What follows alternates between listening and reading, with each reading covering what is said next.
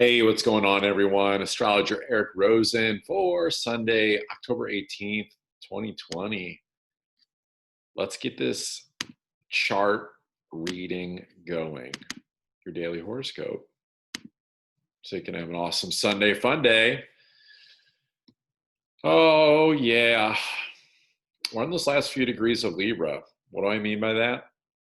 It means in less than 5 days, we'll be entering into Scorpio season, which is a big deal because it's kind of like, can you fill up and find the peace and harmony now before that moon kicks over into Scorpio and then meets up with Mercury retrograde? And it's like, I don't know if you know this, but it's like every time Mercury and the sun meet, it's called a Cassini point. Mercury's never that far ahead of the sun. It'll always retrograde every 88 days and kind of come back to the sun and give our soul a lesson or a message. But in Scorpio, it can be a pretty deep, intense one, a pretty deep truth that comes through. And so it can be a really positive one if you've, been, I would say, on your higher path as this Uranus is opposing Mercury. But it's like, yeah, like, can you find the harmony? Can you make sure that you're feeling justified in your partnerships right now? There's this big square going on over to Saturn, and so it's kind of like Saturn in Capricorn is kind of that badass, that asshole it's like, hey, are your relationships that you're in, are they giving you peace, love, and harmony, or are they fucking thwarting you off your path?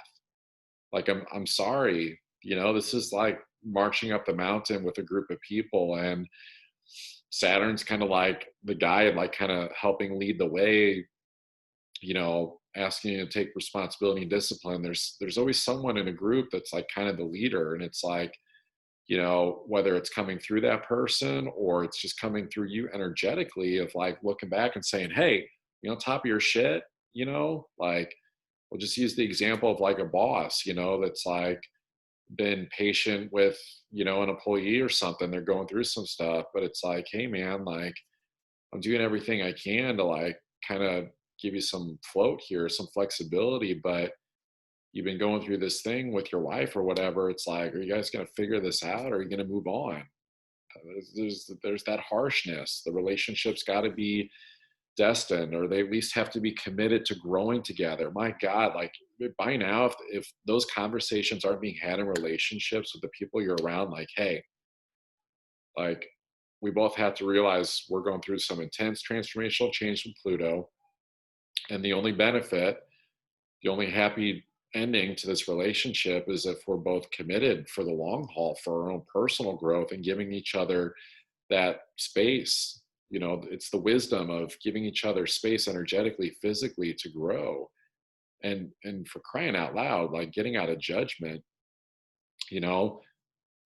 This Jupiter Neptune sextile is like saying, like, hey, that window is kind of like closing in terms of how you can kind of utilize this beautiful beneficial energy. But it's like, as Jupiter's like kind of marching forward, closing the gap, it's like, hey, there's an opportunity to get out of like old weird duality of like judgment and condescension and just other things. It's like the benefit comes the moment that you can bring compassion to people, love, you know but this can also be, where people, it's like, are you using, I almost feel collectively like there's maybe like half the people are like using this, like this over hopefulness with like a South Node Sagittarius of like, oh, maybe things will go well, if I just wait for tomorrow and avoid the real issues. There's deception energy, avoidance, just like Neptune and Pisces can put out a lot of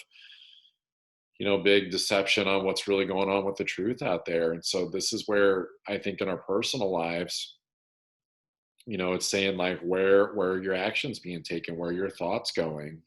Where's it all at? How are you showing up in your daily routine? There's like a lot of like pushing and grunting like going on right now, of like trying to like force things to like get done still. Like, there's lessons that have been, I think, trying to show us the past, I would say probably 6 days, of like, hey,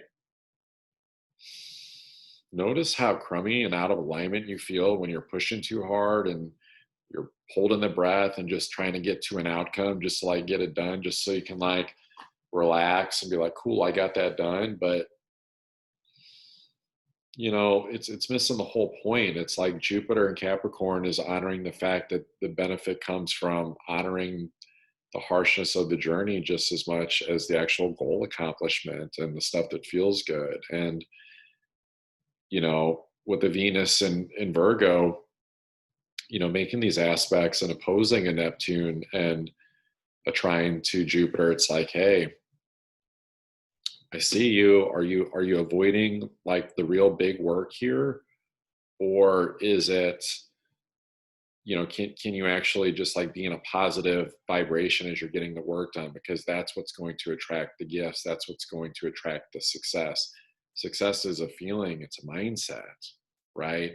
So if you're not feeling like successful and you're grunting and pushing along in your day-to-day life, then man, you're just not vibrating in a place where you can receive any sense of accomplishment from it. It can feel like a never-ending journey.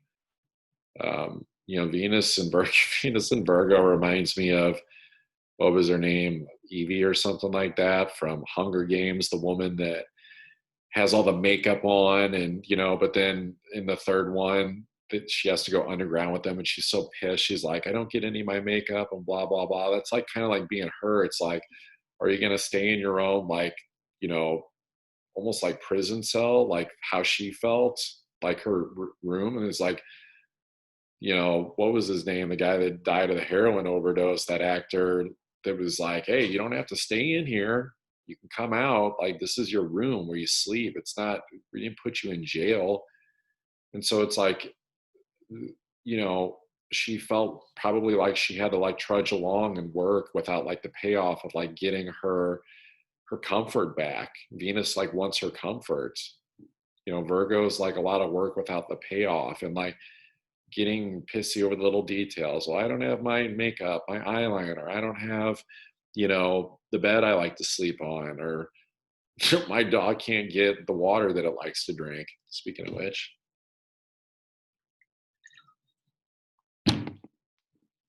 So it's just a reminder, like we're in harsh energy, and that yeah, eventually like things will probably hit like a cruising altitude, I would say, maybe kind of going into the beginning quarter, I'd say, of next year. But it's like cruising altitude doesn't mean it'll be 10,000 feet. That's the understanding of Capricorn, the mountains, like the highest point in reality, in physical reality. It's like, did you stay at 10,000 feet just because you thought that was as high as you could go? Or did you go to do some Buzz Lightyear stuff of like infinity and beyond with Uranus and Taurus and your value systems and the way you make your money and the partnerships that you're in sync with? So people will hit their cruising altitudes, but what altitude is that? Cruising altitude could be, the normal 10,000. It could be higher, but it could also be people feeling like their plane is like just nose diving and spiraling towards the ground.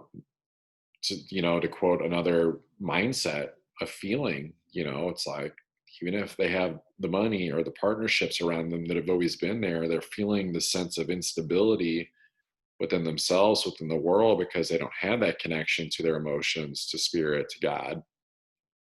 So this is an opportunity to really look and dig deep, I think, on this day, of saying like, hey, you can see the spiritual endeavors of like what it is that you can do, what it is that you can take to get to a better, happier place. But it's going to come at the cost of, I would say, sacrificing the ego's comfort ways of always how it's done things. So I'm going to leave you guys with that. Happy Sunday. We'll keep it a little shorter today, and I will see you guys on Monday. Take care.